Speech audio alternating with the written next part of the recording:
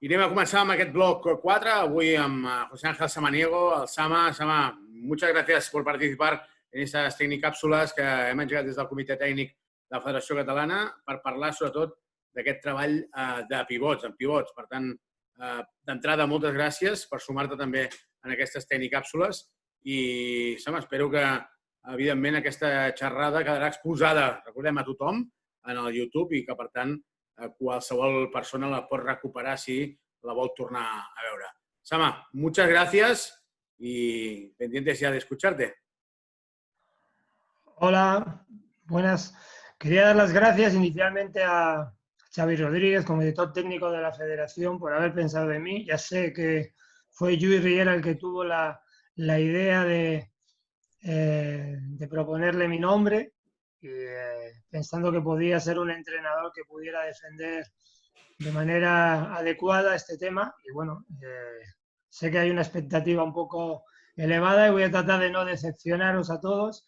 Y bueno, lo he preparado con todo el cariño del mundo y bueno, vamos a ver si os resulta de utilidad. Sabemos que no, sabemos, Sama, que va a ser de mucha utilidad. Vale, pues paso a compartir pantalla y trabajaremos según una...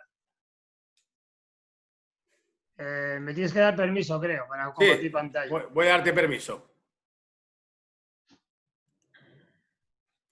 Permiso. Permiso.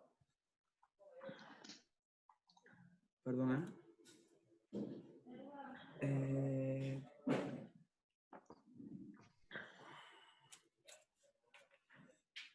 ¿Por qué no sube aquí?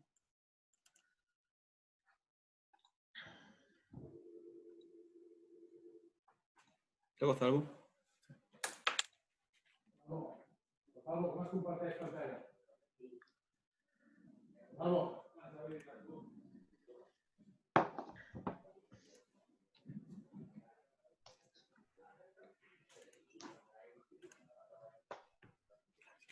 Ya está.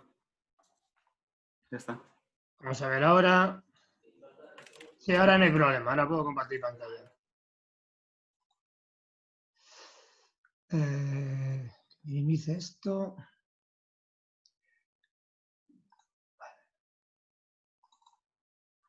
Pues si queréis empezamos. Bueno, lo primero que le comenté a Xavi cuando me propuso hablar sobre el trabajo con jugadores grandes, con los pivos, era el tema del título. Yo creo que el título es importante y yo le propuse a Xavi que lo incluyera como un subtítulo. No era necesario que fuese el título de la charla, que me parecía adecuado que el departamento técnico de la federación pudiera elegir el título que consideraba más adecuado, pero que sí que me gustaría que estuviese esta frase como subtítulo, pero al final optamos para que fuese el título que diera la charla. Porque yo quería reflexionar un poco sobre la idea de que cuando alguien se acerca a una actividad como esta, sobre todo si estamos después de 3 meses de confinamiento, que todos tenemos ganas de salir a la calle y decidimos sacrificar algo más de 1 hora de nuestro tiempo para estar encerrados escuchando a un entrenador hablando sobre un tema, creo que es importante tener claro de qué es lo que vamos a hablar. Entonces yo lo primero que puse, con la primera palabra que utilicé, es enseñando. Que hoy el enseñando va a ser una idea de mostrando. Yo lo que quiero es mostraros cómo trabajo yo con este perfil de jugadores, ¿no? Luego utilicé el concepto proceso de aprendizaje, porque el entrenamiento es un proceso de aprendizaje y esa idea me interesaba mucho que estuviese presente en el título. Y luego la tercera idea que aparece en el título de la charla es cerca de canasta. Y está claro que esto puede abrir un debate, porque es cierto que en la actualidad la tendencia general a la que estamos buscando en el baloncesto profesional que jueguen nuestros jugadores grandes es cada vez más alejados de canasta, porque hay un problema de espacios y una de las maneras que se está encontrando es alejando cada vez más al 5 debajo de la canasta, y buscamos, por lo tanto, que desarrollen habilidades en las que les permitan ser una amenaza en unos rangos distintos a los que tradicionalmente han venido jugando, ¿no? Y entonces ahora se valora mucho más la capacidad de tiro, incluso desde la línea de 3 puntos, la capacidad de pase y la capacidad para jugar sin balón y jugar de cara a canasta de este perfil de jugadores, ¿no? Y por eso era el motivo de la charla, o sea, del título de la charla. Unas cuantas reflexiones iniciales que quería hacer antes de entrar, digamos, en la parte más práctica, en la parte de ver algunas tareas de entrenamiento, era que tendemos a especializar de manera prematura a los jugadoras o los jugadores que en edades tempranas se desarrollan por encima de la media, ¿no? Está claro que todos los equipos pues, en edades formativas tenemos una necesidad de tener jugadoras o jugadores de una talla más alta que el promedio, ¿no? Entonces, cada vez que podemos disponer de estas jugadoras, las queremos en nuestro equipo. Hay una necesidad de ese jugador que pueda rebotear, intimidar, jugar más cerca de canasta desde las etapas iniciales del juego.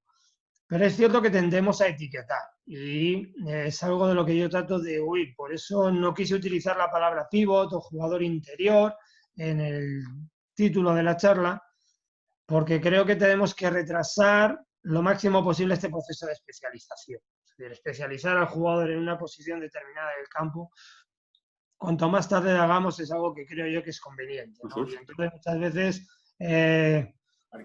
ponemos a jugar en estas posiciones a las niñas o a los niños que vienen un poco más altos o que tienen una tipología en la cual presentan una movilidad menor que sus compañeras o que tienen una menor coordinación, entonces muy bien, no sabemos qué hacer con ellos, venga, pues juega de pivot y ya está, ¿no? Y luego hay un tema de maduración. Está claro que hay un desfase entre la edad cronológica, la que marca su carnet de identidad y su edad biológica, ¿no? Y que estas niñas y estos niños que van a alcanzar una talla muy superior al promedio tienden a desarrollar su cuerpo de una manera asimétrica, ¿no? Hay un mayor desarrollo del esqueleto y un menor desarrollo de la parte muscular, ¿no? Y eso les genera a ellos unas dificultades a la hora de desempeñarse en una cancha, ¿no?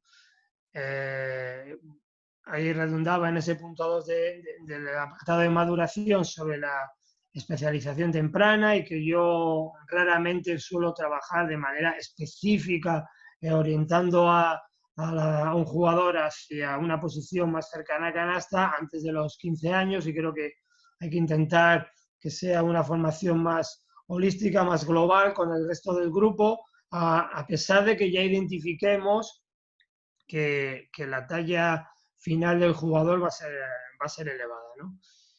Y luego una reflexión de que todo esto, este crecimiento diferente al de otras niñas y otros niños, hacen que tengan un retraso al llegar al alto rendimiento, al baloncesto profesional, porque normalmente llegan con un cuerpo más de niño, ¿no? Y está claro que son posiciones en las que el nivel de contacto físico y el nivel de donde los parámetros de fuerza son más importantes y por lo tanto necesitan que haya una mayor maduración de su cuerpo a la hora de enfrentarse a ese tipo de jugador. Como he hablado en el título, el aprendizaje, el entrenamiento es un proceso de aprendizaje.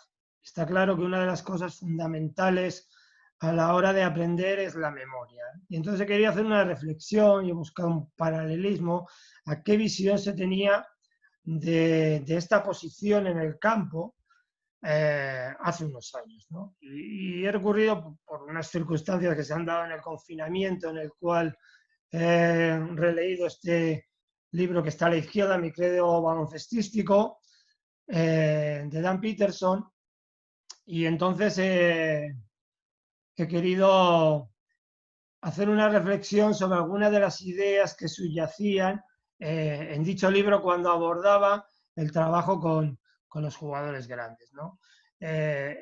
Dan Peterson, que fue un grandísimo entrenador y ha sido un referente en el baloncesto europeo, a pesar de su origen norteamericano, ya tiene en su biografía, que es el título de de la parte derecha de la imagen, ¿no? Cuando un hombre alto era aquel que medía 2 metros, sería una traducción un poco libre del italiano.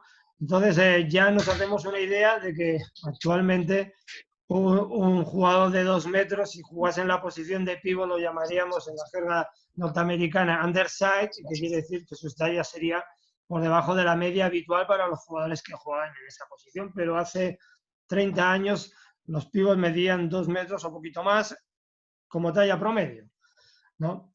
Y entrando a las ideas que transmitía Dan Peterson en este libro de Mi credo baloncestístico, lo primero que hablaba que hay que hacer con los niños, con los jóvenes que ya están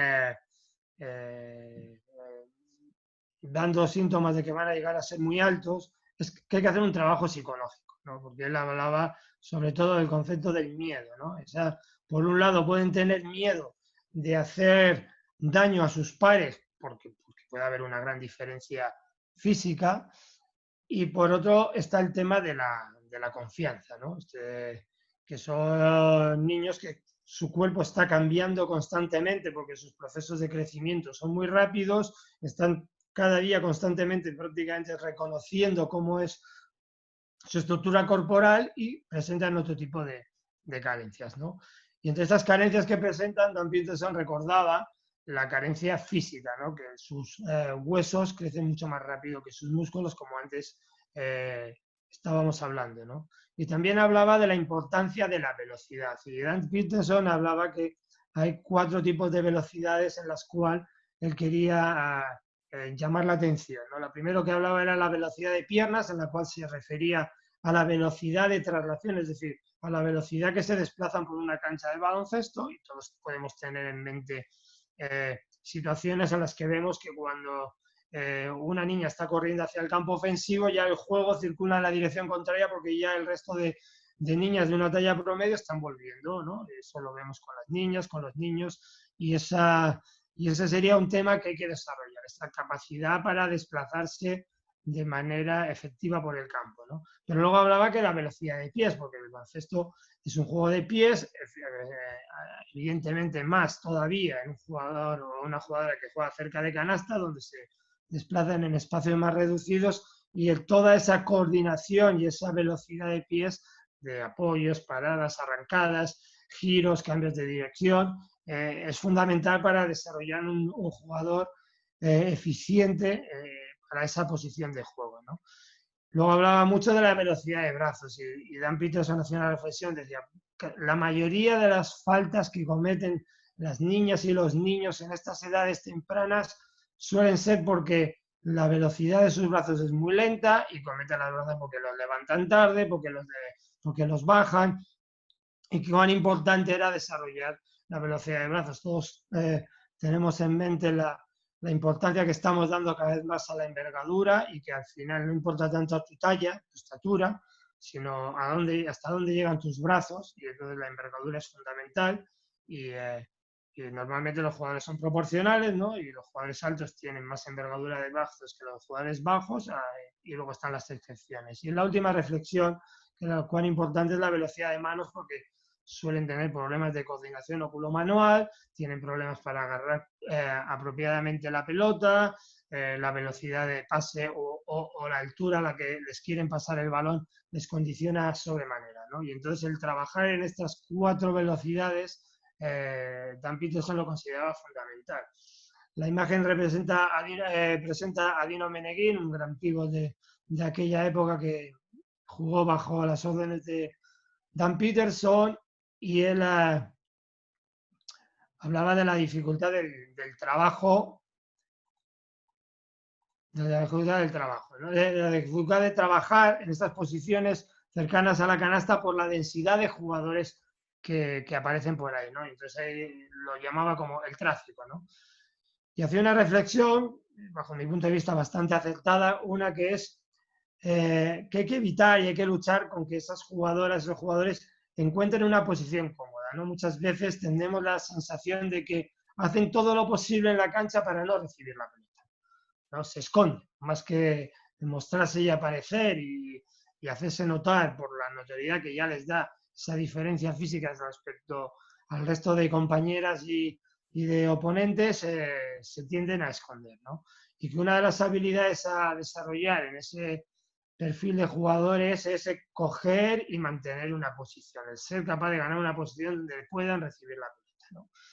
Y redundando más en este concepto, hablaba de usar al hombre, es decir, cómo utilizo la posición de mi defensor, que generalmente suele ser una posición muy próxima, con un alto nivel de contacto, para utilizar el cuerpo de mi oponente y conseguir ganar esa posición, ¿no? Y luego hablaba de lo fundamental que está en unir el juego, el apartado físico del juego, todo lo que habíamos hablado antes de la velocidad, la fuerza, con el desarrollo de las habilidades técnicas, ¿no? Y en una parte final, pero muy importante, Dan Peterson hacía una reflexión sobre el concepto de tener oficio.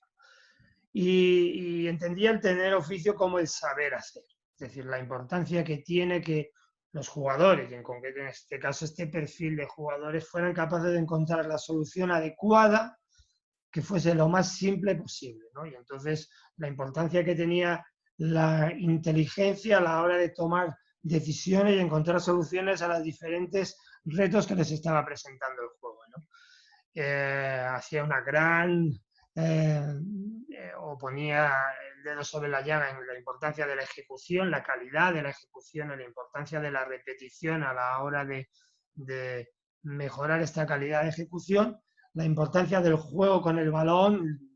Dan Peterson hace o llama la atención especialmente que el jugador grande, el pívot, tiene que ser capaz de recibir, jugar y pasar la pelota, ¿no? Y luego decía que según estaba evolucionando el juego, ser capaz de jugar sin balón es fundamental, la calidad de bloqueos, los cortes hacia canasta, la capacidad de correr la cancha, y luego hacía una reflexión final sobre la defensa. Y digamos que este es el capítulo que dedicaba Dan Peterson en este libro, Mi credo baloncestístico, al juego o la posición del pívot, ¿no? Creo que no hay tantas diferencias con nuestra realidad.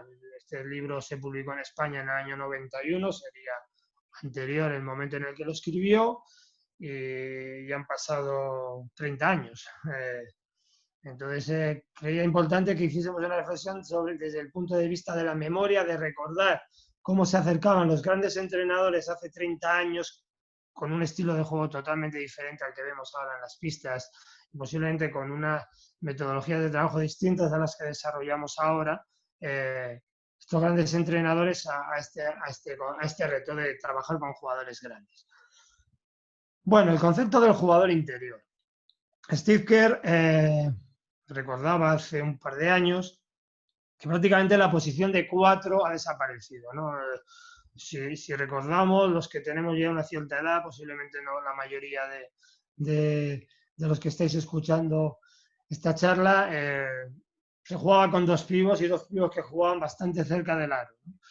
Luego se buscó, intentando mejorar la calidad de los espacios, alejar a uno de los pívos, y primero lo alejaron hacia el poste alto y poco a poco se fue alejando más y más, y cuando apareció la línea de 3, pues ya poco a poco intentaron ponerlo detrás de esa línea y que fuese al menos uno de esos pívos una amenaza. Para realmente ese pivo que en su día empezó a alejarse del aro y acabó jugando en la línea de 3, ya tiene poco sentido llamarlo pívot, ¿no? Porque prácticamente se asemeja más por sus características físicas y por sus recursos técnicos a un alero alto que realmente a un pívot. O sea, hay algunos jugadores con capacidad para jugar de espaldas a canasta y entonces los llamamos 4,5, sobre todo si su rango de tiro no es sólido en la línea de 3 puntos, pero Steve Kerr venía a decir, bueno, y es que ya solo tenemos o 5 o tenemos 3.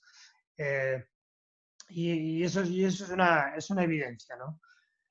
Pero claro, ahora el jugador en la posición 5, el jugador interior, le estamos pidiendo que sea capaz de jugar cerca de canasta, pero también que sea capaz de jugar exterior, como os decía yo al principio de la charla, ¿no? Y entonces, al final, el límite siempre lo va a poner el rango de tiro, es decir, desde dónde es capaz de lanzar este jugador, va a poner dónde es el límite desde el que cual puede jugar, ¿no? Y bueno, ya tenemos modelos, ¿no? Ahora mismo posiblemente el más de moda sería Jokic, ¿no? Un jugador grande capaz de conducir el contraataque, capaz de jugar como manejador un bloqueo directo, con altos niveles de pase, con una inteligencia para jugar siempre en el espacio correcto, pero bueno, tenemos ejemplos más cercanos como Marc Gasol y tantos otros, ¿no? Posiblemente el pionero de todo aquello sería Sabonis, pero esa es una tendencia a la que se están yendo los equipos. El mismo Steve Kerr utilizó a Bogut en ese perfil de jugador en los años ganadores del anillo por parte de Golden State, y esa es una realidad, ¿no? Y está claro, y todos estaremos de acuerdo en que prácticamente actualmente jugar de interior no es sinónimo de jugar de espaldas a canasta, ¿no? Y yo he dejado ahí la reflexión, es el fondo de pantalla de este PowerPoint, el que para mí ha sido el mejor pívot de la historia y que ha marcado un antes y un después de cómo se jugaba en la posición de pívot, que es Hakeem Olajuwon, ¿no? Y ese para mí es el prototipo de gran jugador de espaldas a canasta, ¿no? Durante este confinamiento, una entrenadora del Femení Sant Adrià que me mandó un WhatsApp, nos conocemos desde mi paso por la Peña, y me pedía que le dijese cuáles son los 10 puntos que yo considero fundamentales que se deben trabajar con una jugadora grande. Y bueno, me costó mucho contestar la pregunta porque mi metodología de trabajo no va encaminada por compartimentar la formación y el desarrollo del jugador en diferentes bloques. Pero bueno, acepté el reto, tardé un par de días en contestarle. A la izquierda arriba, en letra muy pequeñita, he dejado la opinión porque ya cuando me hizo la pregunta tuvo la valentía de decirme los que eran fundamentales para ella. Y a la derecha he dejado los míos, ¿no? Los vamos a releer rápidamente, aunque luego durante la charla y sobre todo en la parte en la cual voy a mostrar algunas tareas que teníamos grabadas con algunos jugadores con los que he ido trabajando estos últimos años, alguna no aparecerá y tampoco tendremos tiempo, como yo decía Xavi, de profundizar en todos los temas, ¿no? Pero la primera que le puse a Andrea es el equilibrio y el control del cuerpo. Y le decía pero esto está en todo, es decir, para cualquier jugador y en cualquier situación el equilibrio y el control de tu cuerpo, yo creo desde el punto de vista de la formación técnica del jugador es fundamental. El segundo apartado que le hablaba era de los tiros cortos.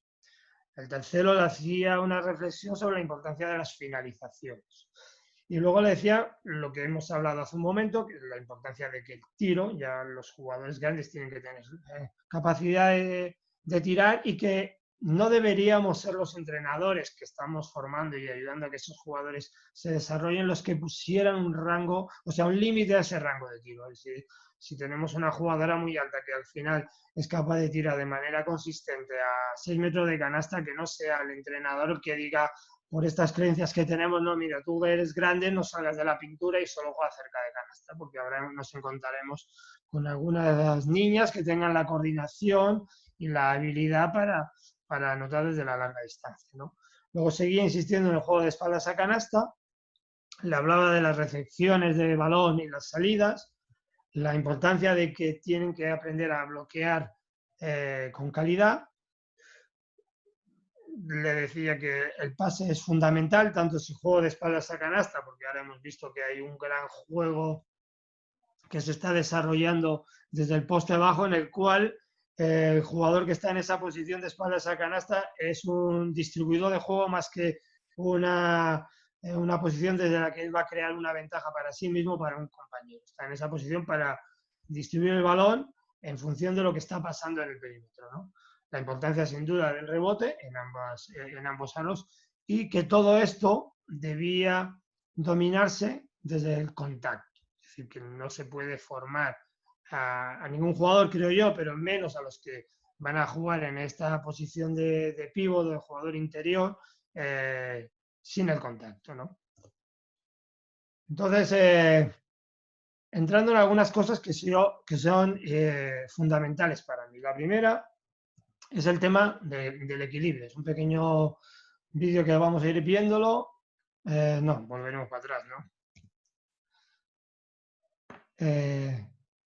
Pero lo primero que quiero reflexionar es que cuando hablamos de equilibrio, tenemos que saber que más o menos el cuerpo humano tiene su centro de gravedad en donde está situado el ombligo, más o menos ese sería el centro de nuestro cuerpo, y que el equilibrio se determinará por la altura en la cual se encuentra mi centro de gravedad del suelo.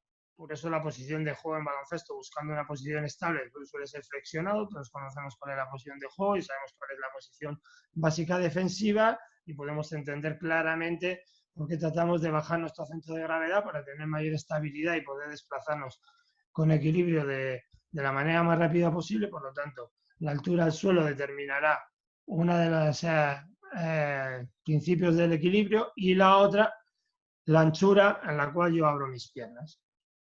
La base, ¿no? Y tratar de poneros aquí unas flechas para recordarlo, ¿no? Y la importancia de que debemos de bajar nuestro centro de gravedad, y sobre todo en los jugadores grandes, que les cuesta más.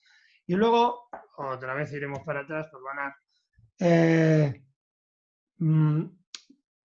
esta es mi jerga, ¿eh? Esto no es lo que dirán los teóricos del deporte. Yo diferencio tres tipos de equilibrio. El primero, lo que sería el equilibrio que yo llamo estable, aquel que es lo que venía en la primera parte del vídeo. Este sería en el cual mi centro de gravedad aproximadamente coincide con la mitad de la distancia de mi base. Luego, lo que yo llamo un equilibrio inestable, en el cual mi centro de gravedad se traslada hacia una de mis piernas, es decir, la mayoría del peso de mi cuerpo está en una de las piernas, ahí. Y luego estaría el desequilibrio, que no lo vamos a ver bien en este vídeo, pero que es para vencer la inercia. Luego hablaremos de la importancia de la inercia. Yo traslado el centro de gravedad o delante de mi cuerpo o a la parte de atrás de mi cuerpo. Y veremos que esto es fundamental, y veremos qué diferencias hay entre jugar de cara a canasta y jugar de espaldas a canasta en esto de lo que yo llamo desequilibrio, de poner mi centro de gravedad por delante o por detrás de mi cuerpo, y la influencia que puede tener en la ejecución. Y ahora sí que cambiaremos a la diapositiva, que ya tenía ganas de salir esta diapositiva, porque es muy importante. Y digamos que aquí he querido, esta diapositiva que vamos a tratar un poquito, en tratar de entenderla, explicar el segundo aspecto fundamental para mí en lo que es la formación técnica del jugador. Primero hemos hablado de equilibrio, yo creo que nada se puede hacer sin equilibrio, y la segunda es el control del cuerpo, algo sobre lo que suelen tener muchos problemas por la etapa en la que están viviendo los jóvenes, los niños, cuando están en su proceso de aprendizaje, y especialmente los que son más altos, ¿no? Las niñas más altas y los niños más altos. Tienen muchos problemas para controlar su cuerpo. Aquí he puesto 7 ideas que creo que son muy interesantes que reflexionemos, y luego veremos dos grandes condicionantes, ¿no? La primera idea es la energía. Entendido, la energía es como el trabajo necesario para realizar una actividad. Y generalmente, todos los jugadores en cualquier nivel suelen tener problemas para controlar su energía. Es decir, la energía que suelen aplicar es inadecuada por defecto. Es decir, tratan de ejecutar una acción con un nivel de energía por debajo del necesario para conseguir el objetivo que quieren lograr, buscar con esa acción, o por exceso. Es decir, utilizan más energía de la necesaria y por lo tanto están jugando sin ningún tipo de control. La segunda idea importante es el momento, cuando aplico yo esa energía. Y esto es algo que tenemos que ir educando y ayudando al jugador que lo descubra, el momento en el cual debe aplicar esa energía. La primera es la cantidad de energía que yo necesito para resolver la tarea, y la segunda es el momento en el cual debo aplicar esa energía. El tercero es la incertidumbre. La incertidumbre tiene una relación con el momento, pero sobre todo es que mi oponente no sepa cuál va a ser el momento en el cual yo voy a aplicar la energía. No solamente lo que yo voy a hacer, sino que en el momento en el cual yo lo voy a hacer. Entonces ahí estarán el uso de las fintas, sean fintas si estoy jugando de espaldas a canasta con los hombros, si son fintas de tiro, el uso de las fintas para generar incertidumbre en mi oponente, para que no sepa el momento en el cual yo voy a aplicar la energía adecuada para realizar esta acción. El tercero es el tema de la anticipación. Nuestro juego es un juego de acción-reacción.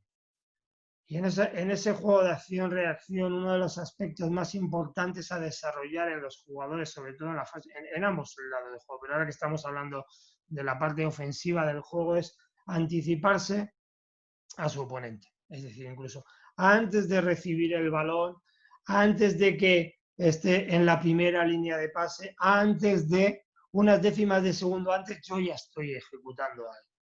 Y eso me va a permitir obtener una pequeña ventaja que intentaré que luego sea la ventaja definitiva. Luego la importancia de la orientación. Estoy jugando de cara o de espaldas a canasta. La orientación de mis pies es fundamental. Cuando uno recibe el balón hay muchas ocasiones en las que su orientación no le permite encontrar el momento adecuado para realizar la acción. Entonces la orientación es fundamental. Otro aspecto, la pausa. Es decir, cada movimiento tiene su velocidad, pero no cada movimiento tiene una velocidad constante. Y entonces ser capaz de parar durante el inicio y el final de la acción y meter una pausa, además de generar una incertidumbre, puede generar una ventaja. Espero que me hayáis entendido. No me estoy quedando muy contento como lo he explicado, pero creo que me habréis entendido. Y la última es el cambio de ritmo. Es decir, ser capaz de acelerar y decelerar en el momento en el cual yo estoy realizando una acción. Estas 7 ideas yo las utilizo siempre a la hora de trabajar con los chicos generalmente, y creo que es importante reflexionar sobre ellas, y algunas de ellas las tenéis que tener presentes. Muchas de ellas ya las habéis tenido presentes y a otras no les daréis igual un valor. Y luego nos quedarían aquí 2 condicionantes. El primero es el de la inercia. Cuando hablamos desde el punto de vista de control de mi cuerpo, la inercia. Y la inercia es la resistencia que tiene un objeto a ponerse en movimiento, y la inercia también es la resistencia que opone un cuerpo a volver a su estado de reposo una vez inició el movimiento, ¿no? Entonces, cuando hablamos de la resistencia que opone un objeto a ponerse en movimiento, a ponerse a actuar, es importante lo que hablábamos antes cuando estábamos hablando del equilibrio, y yo os hacía referencia a esa idea mía de desequilibrio, es decir, de poner el centro de gravedad por delante o por detrás, porque esa posición de desequilibrio con la fuerza de gravedad me va a impulsar en la dirección a la cual yo quiero actuar. Y entonces una manera de facilitar vencer esta inercia. Y luego está el contacto. Y está claro que es una utopía pensar que uno va a alcanzar un nivel de juego que le permita jugar en el alto rendimiento si no es capaz de desempeñarse con situaciones de contacto. Porque el contacto básicamente altera mi equilibrio. Cuando se produce un contacto, lo que se ve perjudicado es el equilibrio que yo debo de buscar constantemente a la hora de ejecutar mis acciones. Y yo tengo que tener la capacidad para generar contacto y absorber contacto, generar contacto y absorber contacto, y capaz de resolver las situaciones en situaciones de contacto. Y luego hay un tema importante, que sería el tercero. Hemos hablado del equilibrio, hemos hablado del tema del control del cuerpo, y otra cosa es el pie de pivote. Yo aquí quería hacer, primero quería hacer un pequeño paréntesis, porque creo que es el momento adecuado a decirlo, porque esto puede generar un poco de, no sé si de polémica, pero sí de discrepancia el tema del pie de pivote. Todo lo que os estoy contando es fruto de mi experiencia. Es en lo que yo creo. Es en lo que yo creo en este momento que estoy dando la charla. Posiblemente dentro de unos minutos, cuando haya finalizado, yo ya esté pensando en cuestionarme mis propias creencias. Nunca voy a decir que esto es lo que hay que hacer y que esta es la verdad. Esto es como yo lo veo el 29 de junio, es hoy, ¿no? Pues creo que es el 29 de junio, a la hora que estamos grabando esta charla, ¿no? Entonces, el pie de pivote. Creo que es fundamental cuando nos planteamos acompañar el proceso de aprendizaje de un jugador, ayudarle a identificar y definir cuál es su pie de pivote. Si no somos capaces de entenderlo, si no somos capaces de ayudar al jugador a que lo comprenda, estaremos permitiendo que haya una constante fuente de problemas a la hora de ejecutar. ¿Y por qué? Porque en el baloncesto no es lo mismo la lateralidad que la simetría. Vamos a ver si me entendéis. La lateralidad quiere decir que tenemos jugadoras diestras y jugadoras zurdas. Y la dominancia, es decir, si son capaces de, o si generalmente se desempeñan con las extremidades del lado derecho de su cuerpo, con el pie derecho, con la mano derecha, son diestros y tienen una dominancia y una tendencia a jugar a ese lado, y si tienen la contraria serán zurdos. Pero eso no quiere decir que haya una lateralidad y que las niñas y los niños sean dominantes en uno u otro de los lados, que el baloncesto sea un juego simétrico.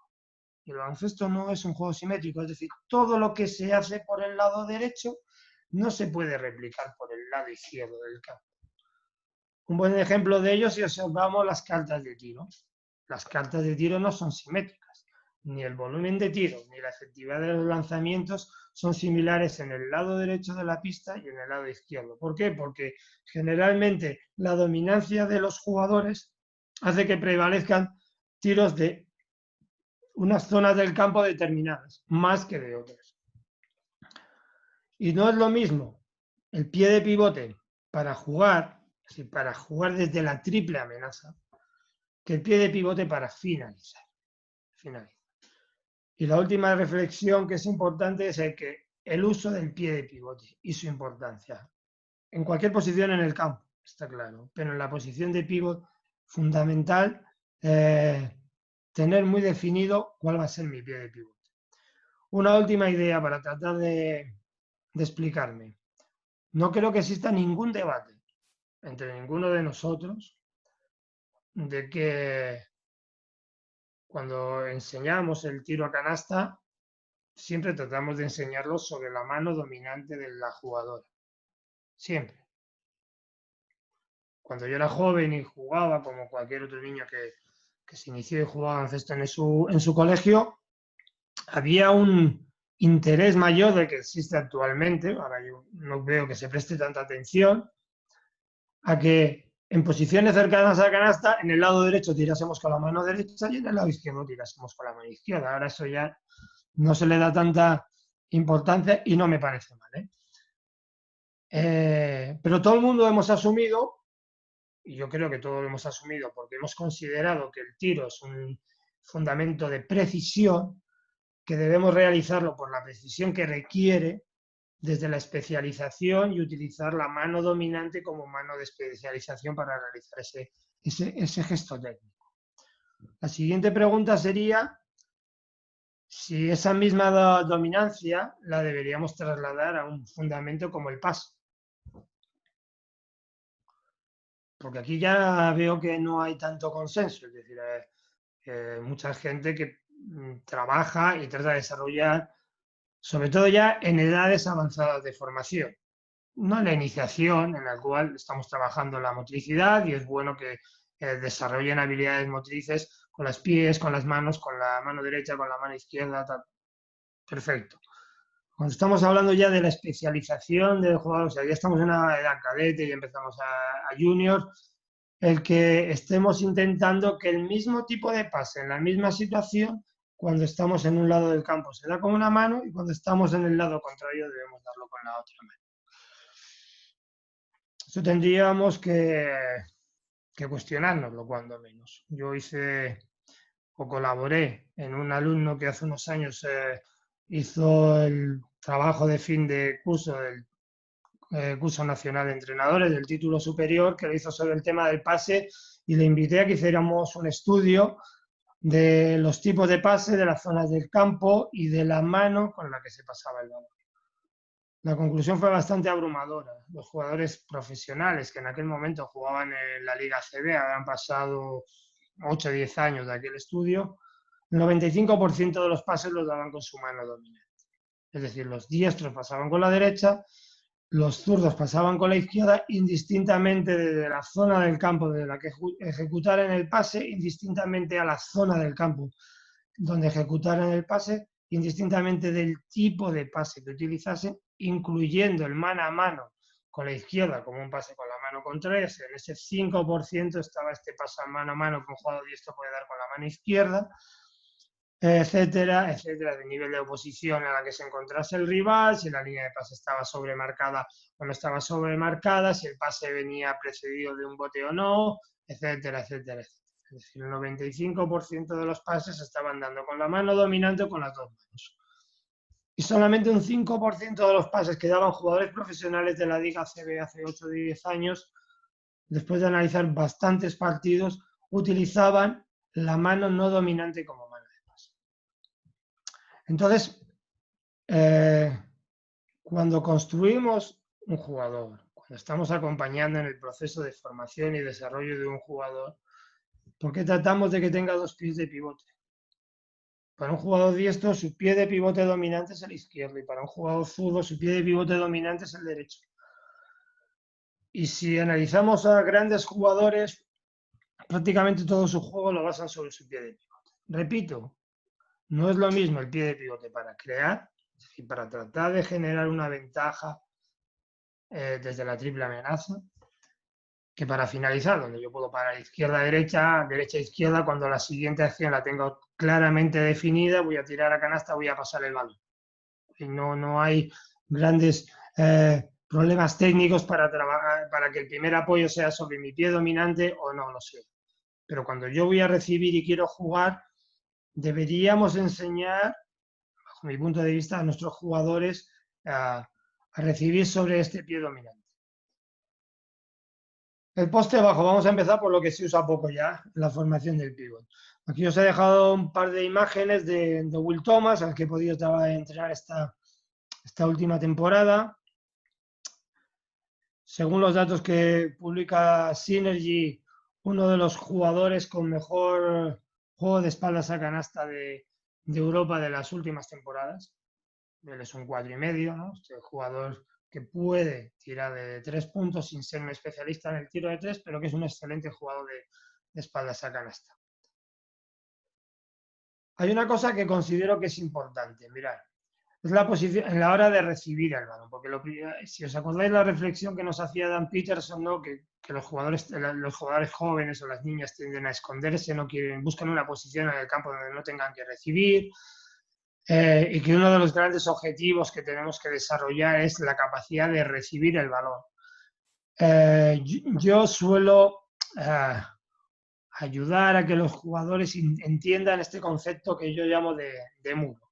Por eso he dibujado un muro en el cual es que con mi antebrazo debo tener la capacidad, por eso cuando hablamos de la llegada tardía de los jugadores al baloncesto profesionales, porque necesitan tener fuerza en sus extremidades y necesitan muscular su tren superior y necesitan muscular sus extremidades superiores, la capacidad para aguantar con el antebrazo la posición defensiva del defensor, como vemos que está haciendo Will Thomas en esas dos imágenes, ¿no?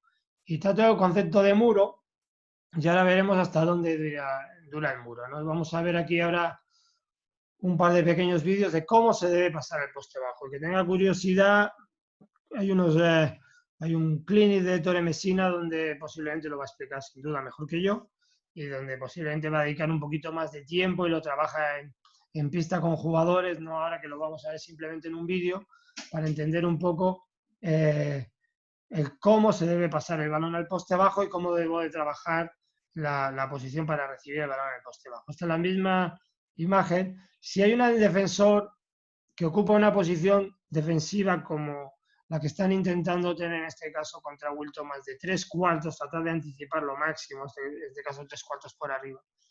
El pase siempre debería ser arriba.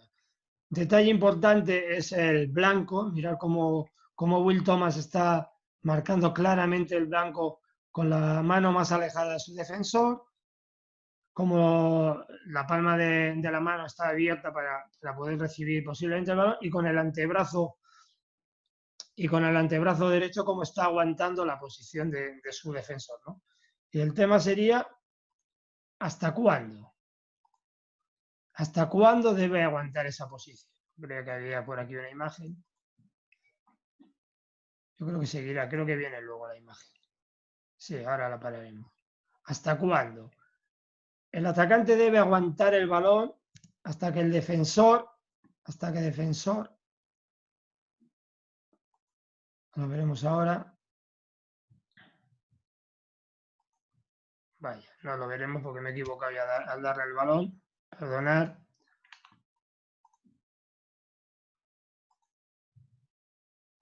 No, es un poco antes. Ahí. Hasta que el balón pasa el plano que defiende la mano interior del defensor. Mientras el balón está entre el pasador y el receptor, debo estar aguantando la posición. Eso es clave. Hay un jugador que citaré al final, pero que ha sido un maestro tocando esta línea de pase, incluso robando estos pases interiores, que era Felipe Reyes, que castigaba cada vez que un jugador era incapaz de aguantar esta posición, el cómo con su antebrazo exterior bajaba la posición del antebrazo del defensor y con la mano interior tocaba o robaba el balón. Entonces el concepto lo que está haciendo perfectamente Will Thomas, la vista puesta en el balón, el marco, el blanco totalmente marcado. Fijaros en el ancho de piernas, la base que tiene para mantener el equilibrio, y aguanta hasta que el balón cruza el plano. Y luego ya no importa, ya el defensor no puede tocar ese balón, ya lo único que importa es recibir y jugar. ¿Vale? Veremos ahora otro tipo de defensa, una defensa más por detrás. Fijaros, el defensor está más por detrás.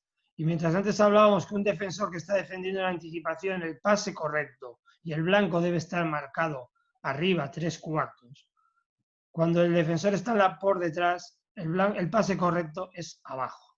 Fijaros como Will Thomas le está marcando el pase a Hollins, en este caso, para que se lo meta abajo, y Hollins va a utilizar un pase con la mano exterior picado porque el defensor está detrás. Y veremos un último ejemplo con el Vichy, que desde el bote, con una posición defensiva detrás, le mete el balón también picado. Sí, rápidamente esto sería el tema. Se nos ha saltado esto. Y aquí acabaría un poco lo que sería la primera parte, ¿no? Un poco la parte teórica de reflexión. Aquí podríamos hacer una pregunta, que es que todo lo que he contado, excepto este final del poste bajo, ¿realmente es algo específico para trabajar en la especialización de los jugadores más altos?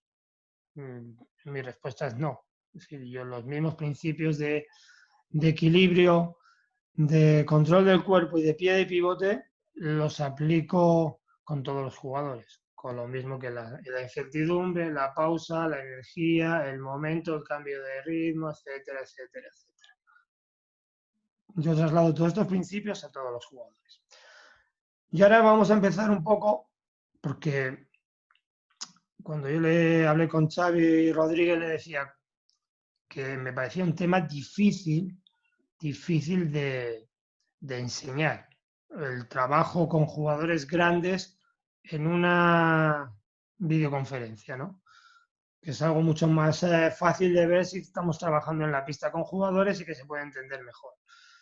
Porque le decía así un poco, si lo que lo cuentas tiende a olvidarse, si lo vemos puede que lo entendamos y solamente cuando lo practicamos puede que lo aprendamos, ¿no? Entonces, el máximo objetivo que me ha marcado para hoy es conseguir que al menos lo entendierais, y por eso he querido utilizar muchas situaciones de las cuales he utilizado en entrenamientos específicos, ¿no? Y a partir de ahora es una colección de vídeos con diferentes tareas, y iré tratando de explicarlo de manera lo más rápido posible, porque como decía Xavi al principio, el vídeo va a estar disponible para todos, con lo cual podéis pararos, mirar un poco los detalles de los ejercicios. Yo explicaré un poco algunas ideas que suelo utilizar.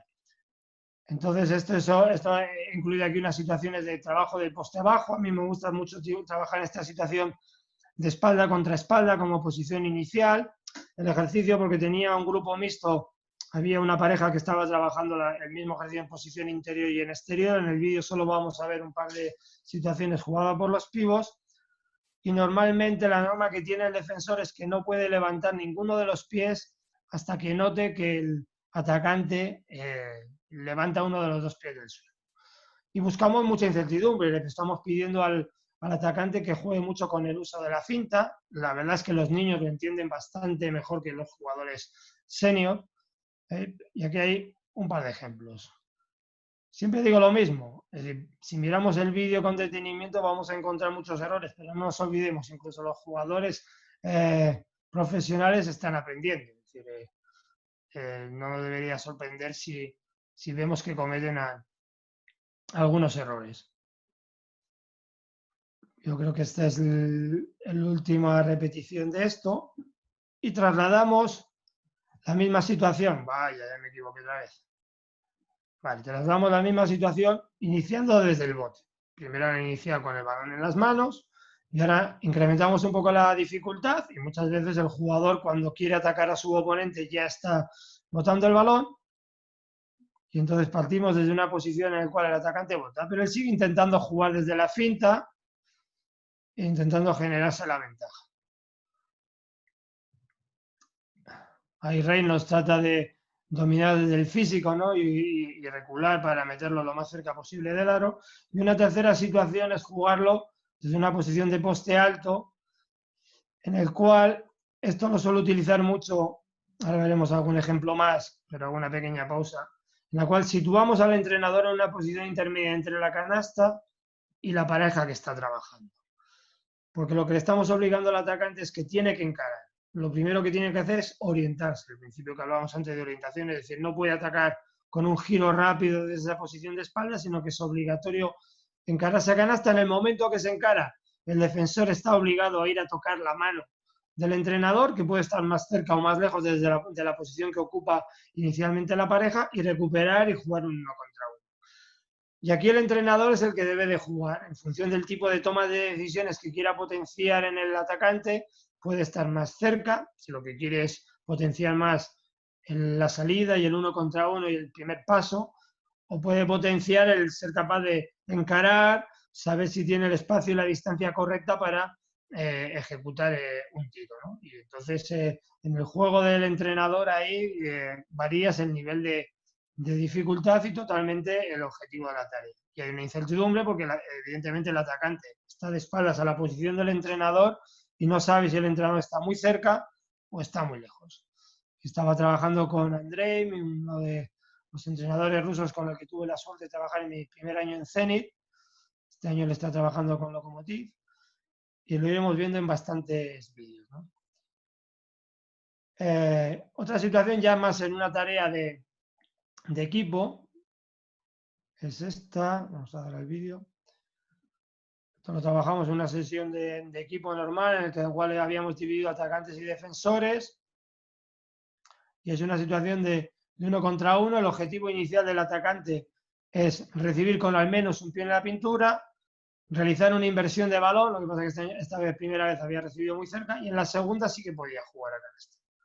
Joan Plaza, que es uno de los entrenadores en Europa que más está usando todavía el juego de espaldas a canasta, le da muchísima importancia al trabajo este de ataque y defensa en la posición de poste bajo, y es una situación bastante habitual en los entrenamientos del equipo, esta de jugar uno contra uno con un alto nivel de contacto, 100%, el defensor no va condicionado ni limitado por ninguna norma, y el atacante tiene que tratar de recibir cerca de canasta, no vale recibir a metro y medio del aro, donde ahora realmente casi todas las defensas de Europa, ayer lo veíamos en la semifinal del Baskonia,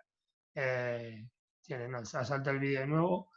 Y ahora vamos a dar un cambio, vamos a dejarnos un poco de lado ya el poste bajo y vamos a empezar lo que sería algo que es fundamental, que da sentido al título de la charla, que es jugar cerca de canasta, y empezaríamos hablando de los tiros cortos.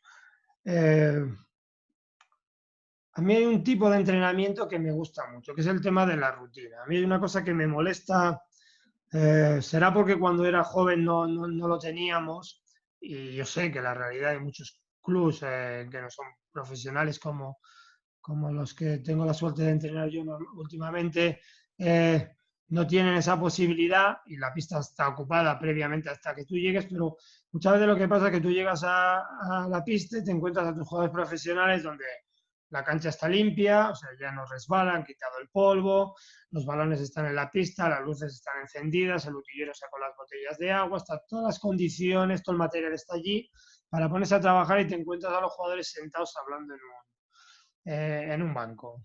A mí me pone muy nervioso. Entonces, una de las cosas que trato de educar a los jóvenes es que ellos tienen que ser capaces de entrenar cuando no está el entrenador. Entonces, yo normalmente desarrollo y diseño rutinas de entrenamiento, es decir, grupos de situaciones técnicas, pequeños gestos que ellos aprenden en un orden determinado, que luego realizan un número de repeticiones que ellos normalmente suelen elegir.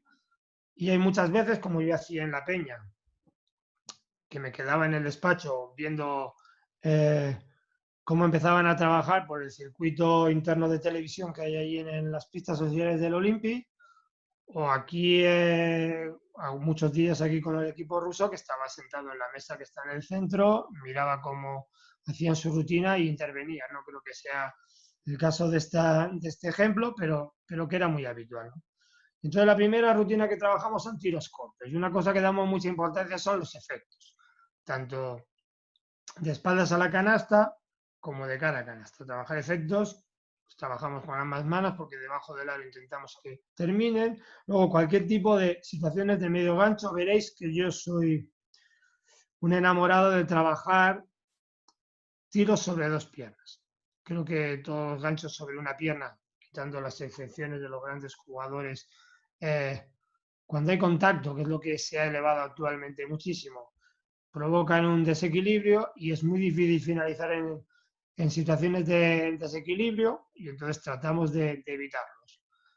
Pero el mic and drill lo solemos incluir. En la peña se lo dedicábamos a Nacho Bebé, que era un enamorado, ¿no? Hemos visto medios ganchos, hemos visto a Papanander, luego podemos poner una situación de oposición, que es tocar con el balón la espalda del defensor, podemos decirles a los defensores que están detrás que levanten las manos, es decir, podemos ir condicionando, dificultando un poco la dificultad del ejercicio. Otra reflexión que podemos hacer es lo de cerca de canasta para dominar ambas manos, ¿dónde termina, no? Sí, porque para algún jugador, igual el 1,5 metros que hemos visto, algún cancho de izquierdas que ha tirado Sergei o Vlad en este vídeo, es un cerca del aro y es un rango que ellos pueden dominar, pero para otro jugador 1,5 metros del aro es muy lejos, ¿no? Y entonces finalizará con otro tipo de tiro esa situación, ¿no? Vemos diferentes situaciones de reversos, fijaos un poco en el pie de pivote, intentamos que sea el desequilibrio hacia los talones. Cuando uno juega de espaldas a canasta, el desequilibrio lo debemos de hacer sobre la parte de atrás. Todos tenéis muy claro que cuando jugamos de cara a canasta trabajamos sobre las puntas, pero cuando trabajamos de espaldas a canasta, si yo quiero que era un desequilibrio que me facilite vencer la inercia y ponerme en movimiento de espaldas a canasta. Hemos visto diferentes ejercicios, diferentes situaciones, movimientos. Yo no soy un entrenador que dé especial énfasis al tipo de movimiento que desarrollan. Yo lo meto todo en rutinas de tiros cortos, del uso de pie de pivote, de giros, de salidas cruzadas, salidas abiertas y diferentes finalizaciones. Y luego ellos cada uno tienen que encontrar esos movimientos que les ayudan a superar a sus oponentes, ¿no? Como decía, todo va a estar disponible, entonces pues, el que tenga más interés y el vídeo le haya ido demasiado rápido, pues luego lo podéis revisar las veces que queráis. Una traslación de este ejercicio, y yo me he pasado un par de vídeos, perdón.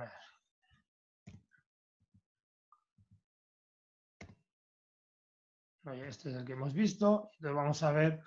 Una aplicación sería este ejercicio para ganar la posición dentro, en la cual el atacante normalmente puede empezar una distancia en función de de la edad del jugador, la velocidad, tenéis que adecuar la distancia inicial. Yo suelo tomar referencia al tiro libre, con los jugadores senior me es suficiente.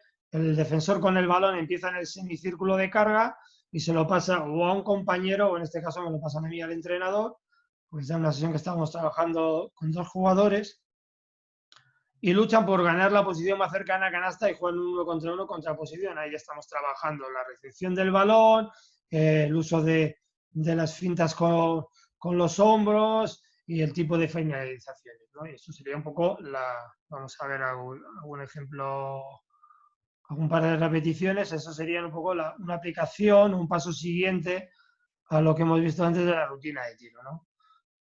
Esto, como es un inicio de entrenamiento, no lo estábamos jugando al 100%.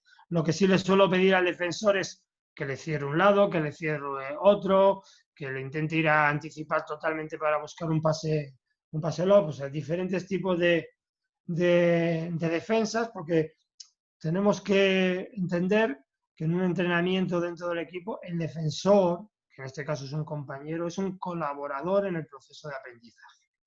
Esto no es una batalla, yo gano, tú pierdes, sino que eres un colaborador, ¿no? Y eso es algo que tratamos de educar a los jóvenes, y entonces no solamente le estamos pidiendo que trabajen juntos, sino que colaboren, que se ayuden mutuamente en ese proceso de mejora. Por eso les estamos orientando desde que parte de tu tarea es ayudar a mejorar a tu compañero. Para mejorar a tu compañero le tienes que poner unas dificultades adecuadas a su capacidad de resolución y a las carencias que tiene para que las pueda desarrollar.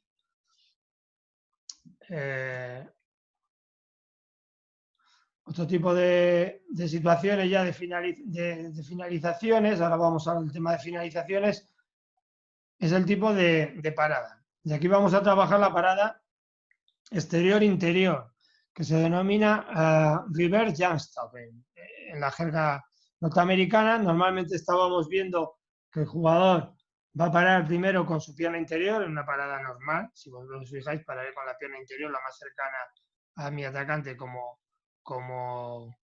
pie de pivote. Y aquí estamos trabajando siempre la situación como primer pie de pivote, pie exterior. Vamos a ver diferentes situaciones de juego. Esto es que puede ser un corte por detrás de la defensa, en una situación de penetración, y en la recepción está la finalización. Antes estaban finalizando sin bote, ahora utilizan el bote para tratar de finalizar por el lado contrario al que recibe. Ahí Andrei ha recibido en el mismo sitio. Lo que estábamos tratando de potenciar es recibir el movimiento, anticiparnos y ya meter el pie, como está haciendo mucho mejor Sergei ahora, antes de que el defensor pueda recuperar la posición, ¿no? Vamos a ver el siguiente vídeo, otra aplicación del tema de las finalizaciones, pero sobre todo, vamos a ver, es una llegada al contraataque. Si no pueden recibir, es una norma que normalmente tenemos en estos equipos, cerca de canasta. Lo explicó muy bien en una de las charlas Yuri en este confinamiento, ¿no? La importancia de que los pívos reciban debajo de canasta. Si no pueden recibir, intentamos que reciban por detrás de la defensa, con un pie ya dentro, y en el momento que esté recibiendo el balón, lanzar el pie dentro. Voy a repetirlo, me parece muy interesante, aunque sea la mitad del vídeo. Una menos. Aquí Sergei, que lo hace bastante bien. Lanzar la pierna interior en este caso y finalizar. Una última vez y buscar finalizar. Ay, ya me pasé.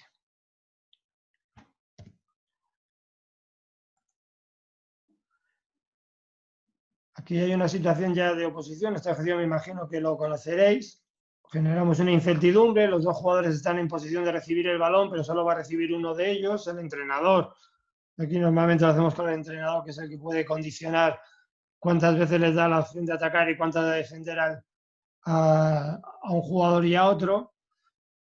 Trata de fintar el pase, esconde el pase hasta el último momento, mira a un lado, pasa al otro, y pasa uno de los jugadores, que se convierte automáticamente en atacante, y el otro jugador ocupa el rol de defensa, con lo cual ya incrementamos el nivel de dificultad de la tarea y buscamos trabajar el mismo concepto técnico. Yo creo que es muy importante no tratar de enseñar muchos movimientos a los jugadores y que dominen en diferentes contextos gestos técnicos muy básicos, ¿no? Aquí ya vemos cómo los jugadores están trabajando con un nivel de oposición. No me acuerdo si aquí ya ponemos la situación, si no, no la tendríamos grabado este año. Bueno, aquí me pongo yo como siguiente paso de evolución, ¿no? En el cual le damos la opción al jugador que recibe el balón de ataque como primera opción acabar él, y si no puede dar un pase extra al otro pivo, y trabajamos como moverse el otro pivo sin balón, pero podemos acabar con un tercer defensor en el medio y jugar en una situación de 2 contra 1. Más cosas que podemos ver aquí. Este es el mismo. Pues más. Seguimos.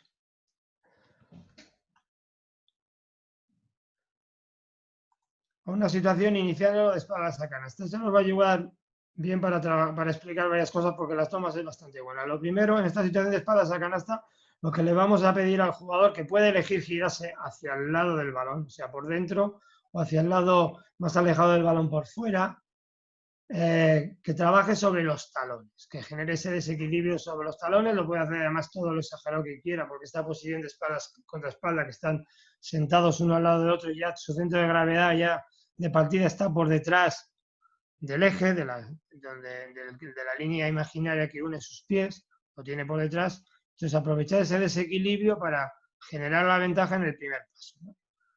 La importancia de girar rápidamente la cabeza y lanzar el pie exterior, el primero, para la parada. Sergio, la verdad es que lo hacía bastante bien. Y le sacaba este nivel, ahora veremos a André, que André es un 2.20, o sea, aunque puede aparecer aquí que igual no es tan grande, es un jugador 2.20. Y aquí hacemos una aplicación de bloqueos indirectos. Lo explico. Vamos a esperar el último caso, perdón. Al principio del vídeo.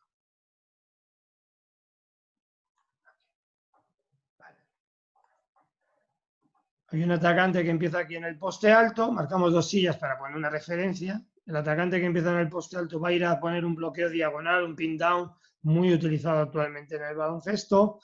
Pone el bloqueo, el entrenador, en este caso yo me pongo con el shelter, con el escudo para tratar de buscarle un desequilibrio, para probar un contacto, que es una situación más real del juego. Y al defensor le damos la orden de que en el momento que el atacante baja a bloquear, él debe ir a tocar la silla del poste alto y recuperar. Entonces ya generamos una situación de bloqueo y continuación, y estamos trabajando el mismo tipo de finalización en una situación muy habitual de partido, en donde ya hay un cierto nivel de dificultad más real, ¿no? Porque si no finalizo rápido, pues cabe la posibilidad que el defensor recupere, me ponga el cuerpo. Trabajamos también trabajar el salto vertical desde el punto de vista defensivo, ¿no?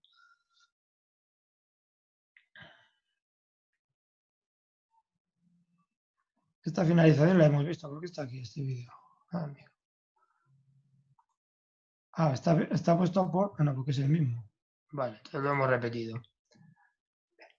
El mismo tipo de finalización exterior-interior lo trabajamos desde el bote, porque queremos que nuestros jugadores grandes ya tengan cierto dominio del manejo del dribbling y que sean capaces de aproximarse al aro y ser capaces de trabajar sobre el bote del mismo tipo de parada. Aquí normalmente tienden a tener cierta dificultad añadida al hacerlo sin botar el balón. Se sienten más cómodos en la situación sin bote.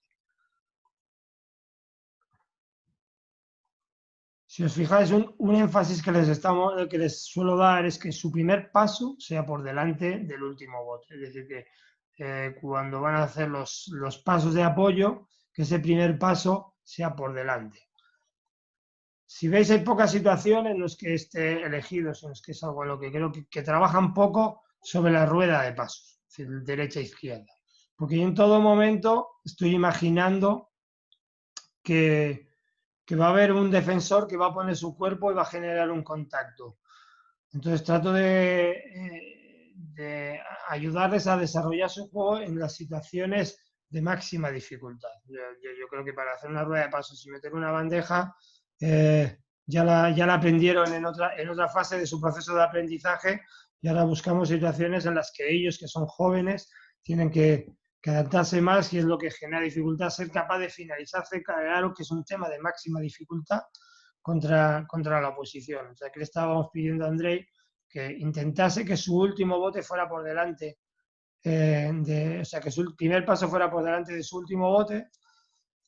Tenía en cierto grado de dificultad el entenderlo, y buscamos siempre las paradas en 2 tiempos. En el segundo tiempo, el equilibrio es inestable, como lo explicaba al principio, porque normalmente el peso del cuerpo lo vamos a trasladar al segundo tiempo, a la pierna interior, que es la que tiene que absorber el contacto. Por lo tanto, necesitamos que el peso del cuerpo está en el pie interior. Antes no lo expliqué, si la parada que hiciera sería interior-exterior, el peso del cuerpo estaría en el pie exterior, y si normalmente en ese momento se produce un contacto, va a ser muy difícil que él pueda mantener el equilibrio, y normalmente su lanzamiento va a ser alejándose de la canasta. No sé si me explico. Entonces es importante que el primer apoyo sea exterior, segundo es interior. La inercia del movimiento va a llevar a que, si me quiero detener, el peso se me vaya más sobre esta pierna interior, y ahí donde tengo todo mi cuerpo voy a poder absorber mucho mejor el contacto que si lo tengo sobre la pierna exterior. Y luego otro detalle que les solemos inculcar es que no se tira en el momento del contacto, se tira después, cuando tengo el equilibrio.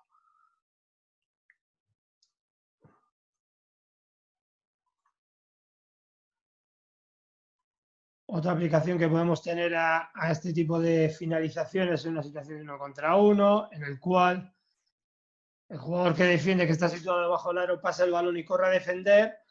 Él ya tiene el premio si le toca. Por eso ahí Ilia se alegra tanto, porque ya tocando al atacante ya puede. Y aquí ya estamos trabajando recepciones en movimiento, pero queríamos potenciar el mismo tipo de parada, ¿no? La situación de que sabes que el tío te puede recuperar.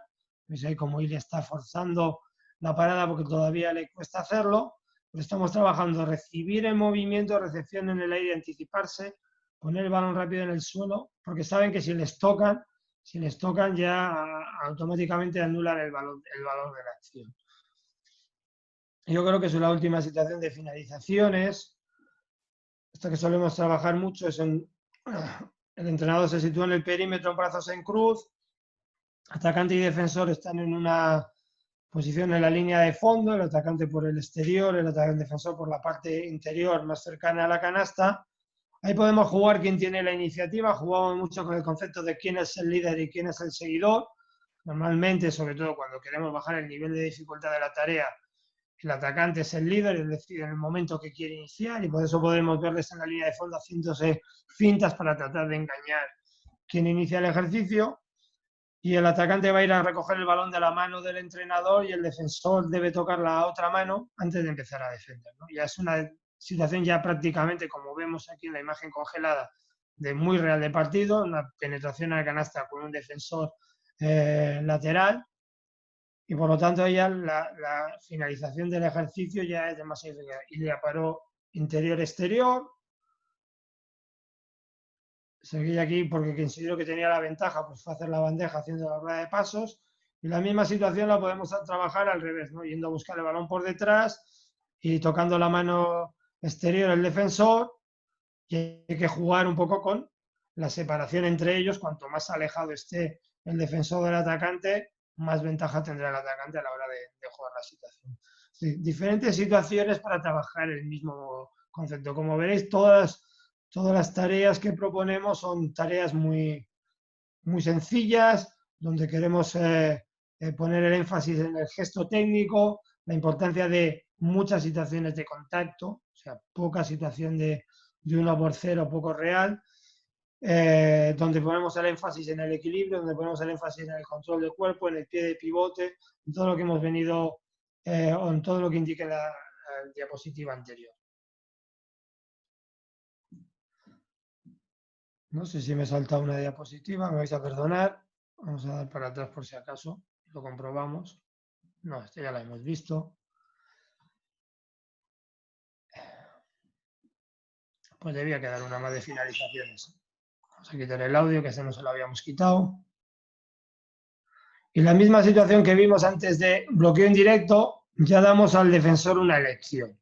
Colocamos 2 sillas, una más en el codo, donde esta situación quiere simular lo que sería el step out del defensa en una situación de salida de indirectos por la línea de fondo, en el pin down, que hace un pequeño step out del defensor del pivot, o en una situación en la que si la silla la colocamos más interior, una situación más abierta hacia el balón, más de contención, más de protección.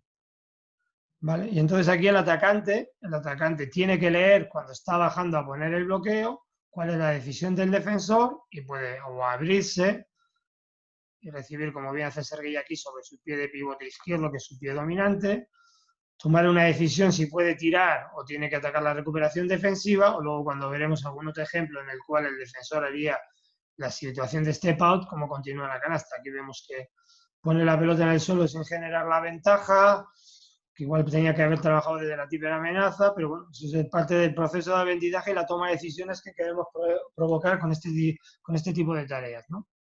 Y finalizar, ¿no? Pero utiliza muy bien el contacto, choca con su hombro interior. Aquí Vlad, que es un small forward, ¿no? Este es un 3, que le gustaba jugar también de espaldas a canasta. Aquí vemos muy bien cómo pone el bloqueo, lee la situación correctamente y ataca en el aro. Entonces ya vamos elevando el nivel de complejidad de las tareas, pero sin tratar de complicar mucho los gestos técnicos que tienen que utilizar, es decir, gestos muy básicos, lo más sencillos posible, que los tengan muy interiorizados, que los hayan automatizado, así que sean capaces de ejecutarlos sin pensar, a base de repetir, en situaciones lo más parecidas al juego real, y es un poco como trabajamos, ¿no? Ahora vamos a pasar al tema del bloqueo directo, ya vamos a avanzar, ya no nos queda tanto. Situación de bloqueo directo, aquí estamos trabajando la lectura del LAS, ¿no? Colocamos 2 sillas, la verdad es que este día a mí me debió pasar algo de haber dejado tanta ventaja al atacante, pero vemos que no son capaces de leerlo correctamente. Normalmente las sillas raramente están fuera de la zona. El defensor que empieza en el semicírculo de carga, en el momento que el atacante que empieza en el codo corre a poner el bloqueo, tiene que rodear unas sillas o tocarlas, depende del nivel de los jugadores. Con niños a veces tocarlas es suficiente porque si rodean nunca estarían en una posición que pudieran poner dificultad. Y tratamos de finalizar contra un último defensor. Y ya vemos como Roma en este caso sabe utilizar el hombro interior para hacerse el espacio para tirar.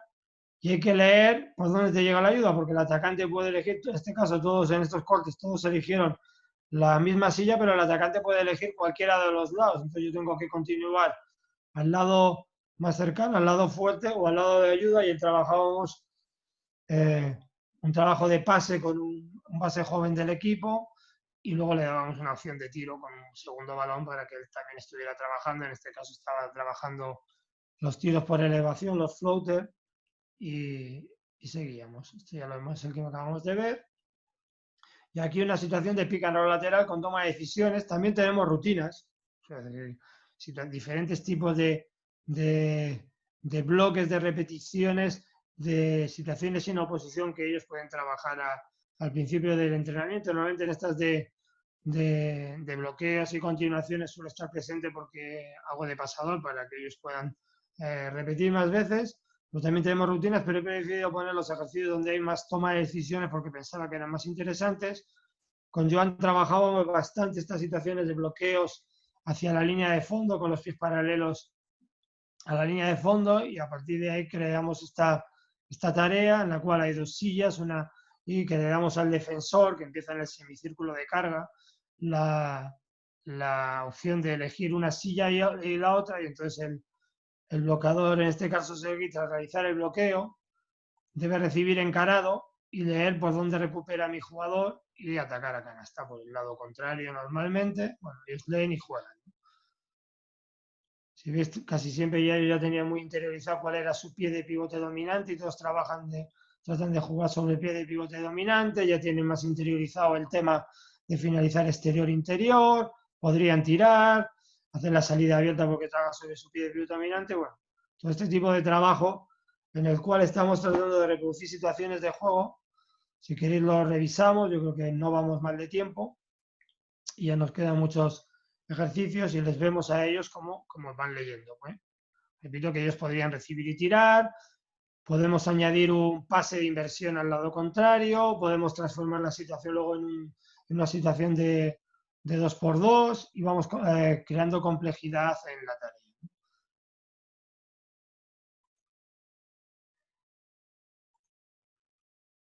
Y esto ya sería, yo creo que es el último para acabar,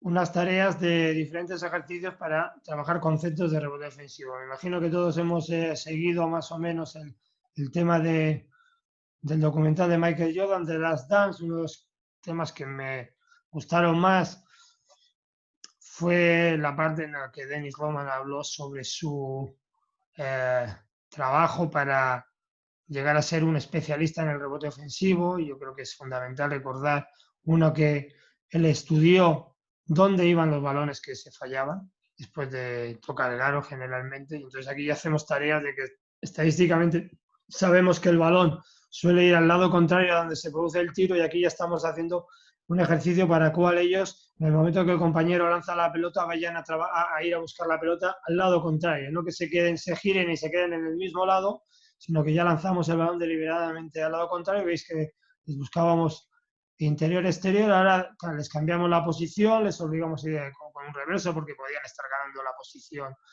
desde el centro de la zona. Aquí la misma situación, pero ya lo trabajamos de cara y tratamos de que finten y continúen. Aquí estábamos también potenciando el tema de trabajar y coordinar las finalizaciones en alley-oop. Y aquí ya elevamos un poco la dificultad y hacemos una defensa condicionada. No le pedimos al defensor que trabaje al 100%, pero sí que ponga su posición. Y lo que decía Dan Peterson, ¿no? Al aprender a utilizar el cuerpo de mi defensor para ganar la ventaja, ¿no? Y antes de espaldas, hacia con reverso, de cara cruzando, y trabajamos diferentes situaciones en el lado contrario, en el lado del balón, y vamos trabajando con ellos.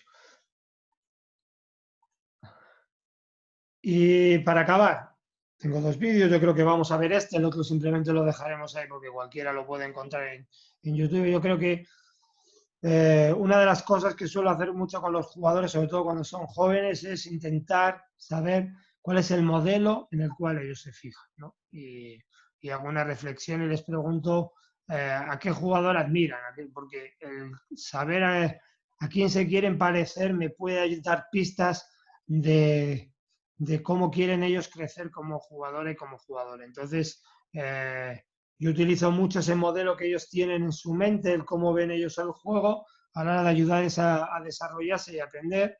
Y qué duda cabe que posiblemente en España, si ha habido un jugador que todas estas esta forma de jugar la he sintetizado mejor, ese sea Felipe Reyes, ¿no? Entonces vamos a ver un pequeño vídeo que en su día monté, porque no es ni reciente, yo creo que es de la época mía en La Peña, que montaría pues para Óscar Amo, David Iriarte, Mar Bauzá, todos aquellos chicos con los que estuve trabajando. Sería este de Felipe Reyes, en el cual un poco lo que quería para acabar era que vierais un poco todo esto que hemos acabado realizado por un gran jugador en situaciones reales de partido, ¿no? Cómo gana la posición, cuál es el pie de pivote, las finalizaciones. Bueno, habrá mejores ejemplos. Es una situación de bloqueo y continuación. Ahí está usando su cuerpo para ganar la posición dentro. Bueno, creo que Felipe Reyes, desde luego, no necesita ninguna presentación. Ha sido uno de los grandes jugadores del baloncesto español en los últimos 15 años. Y creo que es una fuente de conocimiento que podemos recurrir a la hora de ayudar a nuestros jóvenes a aprender cómo se juega cerca de canasta.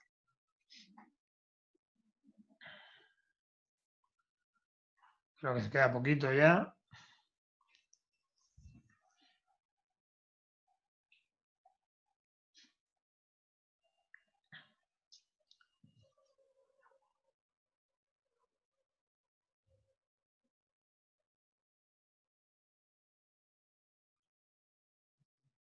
Esta será la última acción. Vemos cómo gana la posición, cómo se anticipa, que ya castiga la defensa por detrás. Bueno, no, el último vídeo era, que no lo vamos a ver porque yo creo que lo podemos ver. Como decía antes, Hakeem Olajuwon yo creo que ha sido el pívot que ha cambiado la forma de jugar, que cambió la forma en la que se jugaba de espaldas a canasta.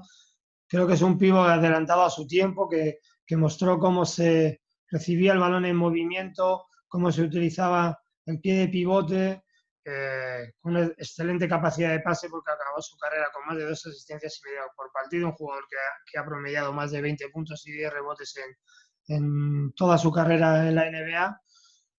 Cualquiera que tenga la curiosidad y la inquietud por aprender los entresijos y los detalles de cómo se debe jugar cerca de canasta, cómo debemos desarrollar un jugador grande, tiene que ver y estudiar a Hakeem Olajuwon. Además, él es formador de pivos, tiene su propia canal YouTube y además hay vídeos colgados, yo creo que ampliamente visionados, trabajando con muchas de las estrellas de la NBA.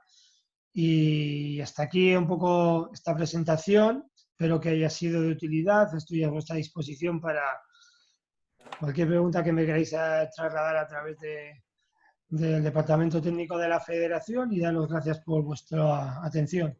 Evidentemente, Sama, yo creo que es una lección de cuánta información se puede tener para mejorar el juego del pívot, ¿no? Yo creo que hacía referencia a Hakeem Olajuwon. Muchos de los que nos están viendo realmente no lo han visto jugar y está claro que suerte tenemos de YouTube para poder seguir toda esta evolución y el trabajo de espaldas, ¿no? Se está perdiendo un poco esta situación. Como decía Sama, para la gente que nos ha visto que están estas Tecnicápsulas, puede evidentemente enviar cualquier duda que tengáis para poder contestarle a Sama. Sama, des del Comitè Tècnic de la Federació Catalana, moltíssimes gràcies una vegada més per sumar-te i per ajudar a que la gent pugui fer aquesta formació continuada i esperem, evidentment, tornar-te a escoltar ben aviat. Muchas gracias a vosotros por haber pensado en mí. Yo creo que era un tema duro de explicar aquí desde la distancia. Espero que hayamos entendido algunas ideas y como lo saben muchos entrenadores, las puertas de la cancha en la que yo esté trabajando siempre van a estar abiertas. El que quiera acercarse no solo va a poder avalar, sino que va a poder compartir conmigo, con los otros entrenadores que estén conmigo en la pista en ese momento, porque siempre suele haber alguno que me acompaña, incluso con los propios jugadores, ¿no? Que nosotros siempre estamos muy abiertos a compartir lo que sabemos con el resto de los entrenadores que se están formando y que tienen una sana curiosidad de aprender. Doncs, evidentment, molt contents que hagis compartit, compartint, evidentment, tothom, tots els entrenadors i d'entrenadores n'aprendrem molt més. Tanquem aquest bloc 4, aquesta primera sessió. Evidentment, a tothom que ho sàpiga quedarà penjada aquesta xerrada a YouTube. Sama, muchas gracias. Gracias a vosotros, un abrazo.